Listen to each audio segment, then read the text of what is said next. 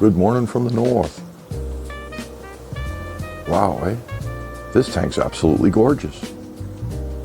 I love a thickly stocked tank, and this one is just perfectly balanced in my opinion. Perfectly balanced. I've given the small parrots, the polar parrots, all the required hiding spaces that they like. So if any bigger fish give them a hard time, they can get in these little pockets and holes and take care of their polar parrot stuff, you know. They'll probably even breed in there despite all the activity.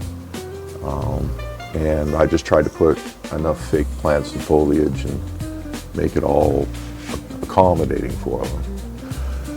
And these are 2 male Oscars. They're not getting any bigger than this. That's just, that's what you hope for when you buy an Oscar. You don't want them to turn into these, but they can, right? That's what happens with the females. They just turn into monsters. So these are girls down here. So I got the girls and the boys separated. And I took them out of the big tank because, well, I need it now.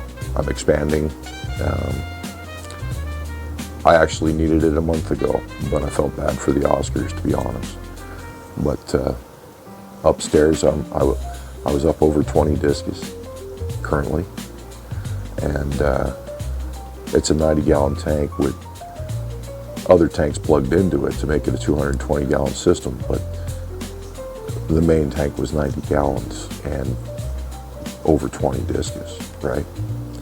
So I was starting to see signs of stress with fish that normally aren't stressed, and it's because there was over 20 discus in a 90-gallon. So that's one of the reasons this has happened. It had to happen regardless. But the other reason, interestingly enough, I guess we'll get into that in a second. Might as well just tell you because, I mean, it's happening. It's going to happen, hands down, bar none. So I was avoiding making videos because I want to tell you, but I'm also one of those guys that thinks in terms of it doesn't happen until it happens. But this is happening. This is solid. So I'm going to tell you. Now, like I said, even for my own purposes, I needed to do this anyway. I needed to take this tank back for discus because this is discus north and it's not Oscar north. And, you know, I've been expanding. So the discus need more water. And this is now my discus main tank. And what you're seeing here is I just moved these fish, so they're a little, they don't know where they are.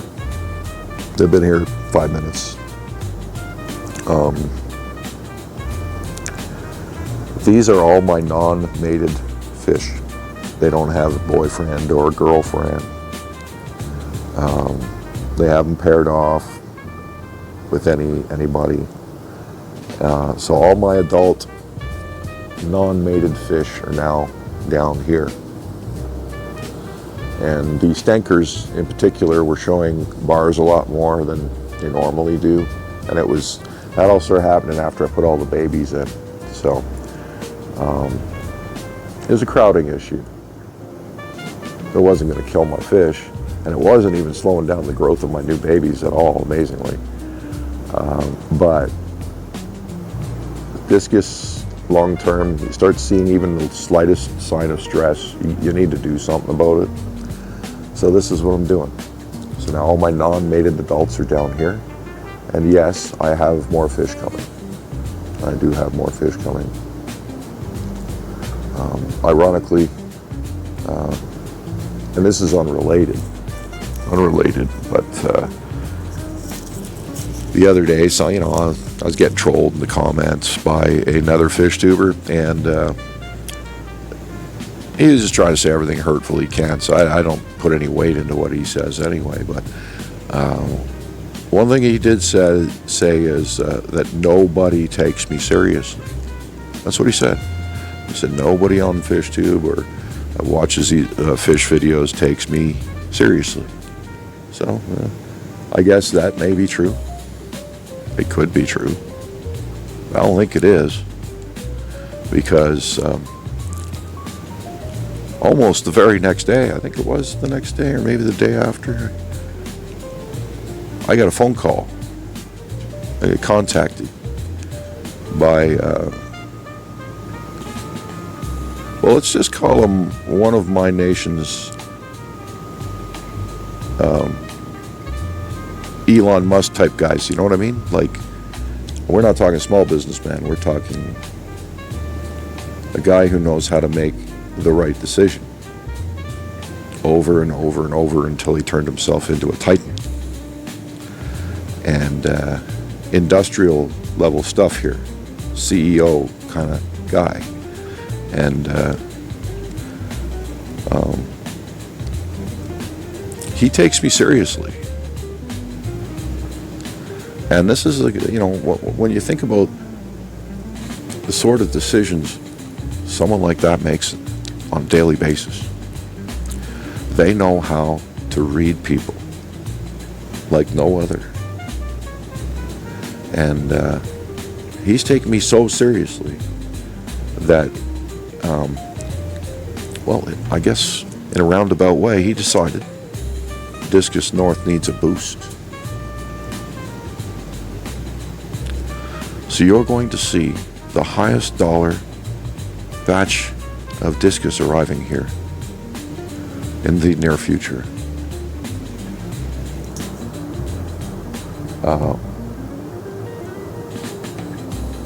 That I've ever seen.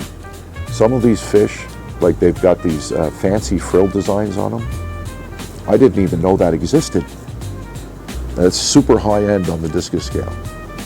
Okay, they're fat, they're well grown. They came from one of North America's best discus retailers. And they're being weather permitting, and that's a problem right now. But when the time is right, and I'm just going to be patient and wait, when the time is right, they'll be shipped directly to my door. And this tank is going to be loaded with them. Thick with the best discus money can buy. Some of the best. I mean, they're not going to be 100% full grown, but they are just hitting breeding age, which is what I need. I don't need a 15-year-old fish. I don't need a 6-year-old fish. I need a two, exactly what these are, 2-plus-year-old fish. So they're going to be the same age as my fish, roughly, the fish we're looking at here. And they're well grown out. They're coming out of an environment that's absolutely impeccable. I'm actually going to whip up a little video and link it in here and give you guys a sneak peek of where they're sitting right now while they wait to come here. A sneak peek, just a little one. And it's gonna be freaking amazing. It's gonna be amazing. So yeah, I don't know. I guess there's some people out there that have more weight with the YouTube crowd than I do. I guess, you know. But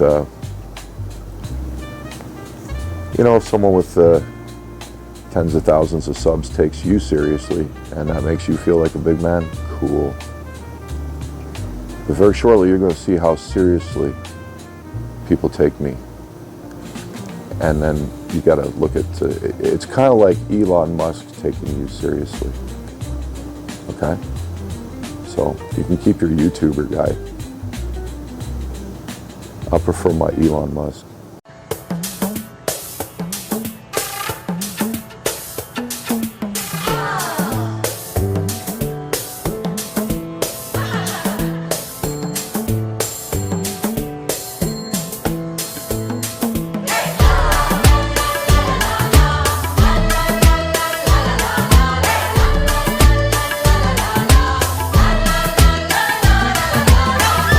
Here's the upstairs tank. I'm about to dig into these and do maintenance here. And then everything's pretty much caught up. I think the upper 75 gallon with all those fish in it, I'm going to give that some attention today too. Just because they stirred up a lot of, that tank sat empty, they stirred up a lot of stuff because they're all bottom feeders. So I got to get in there and redo the filters because they've been running for 2 days with everything getting stirred up. And it's good because everything's getting out. But yeah, they need a little help too. So that's my work for this morning. But this is what we've done. What's happening up here now, so downstairs is going to be the discus main tank. This used to be the discus main tank. This is a secondary main tank now. And so the confirmed mated pairs and my babies will be here. And that's what you're looking at. So I've thinned it out from a population stress perspective. Everybody should be feeling a lot better real soon, and I should see everyone's bars dropping both up here and downstairs because, you know, it was thick. It was thick. Beautiful when it's thick though, not gonna lie. But the downstairs tank's much bigger, so the unmated fish, which is the bulk of my fish, will be there. And as I identify mated pairs, they will come here. And the reason I want the mated pairs here is because these tanks are all linked and these 2 breeding stations. So when I notice there's a pair ready, I move them into the breeding stations. The water's identical. The fish don't get any shock. It's just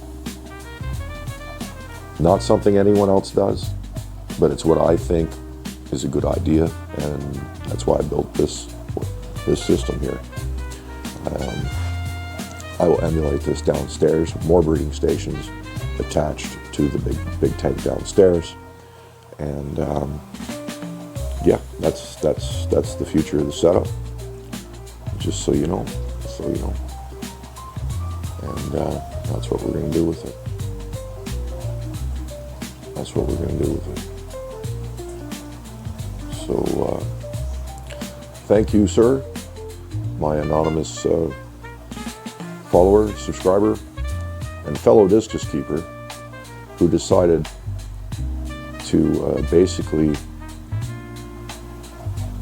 inadvertently, what's happening here is the time and discus I lost to bad information in the beginning of my climb to build the discus operation. I basically lost a year to bad advice.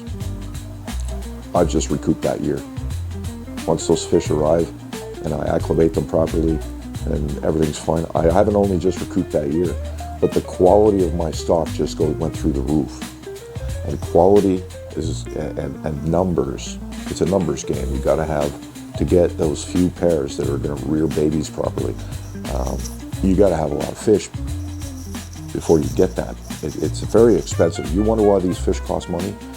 Building a breeding operation is insane. It's so hard. It's not like any other fish where you just go buy a couple and then they lay eggs and you raise the babies. This is a science. This is like going to frickin' university. Okay, and I've been schooling myself for the last 3 years. It'll be 3 years this spring. So my knowledge on these fish will soon be unmatched, and the quality of my stock will soon be unmatched, and the babies I produce will be absolutely stunning. So, if you build it, they will come. Remember when I said that? Keep watching.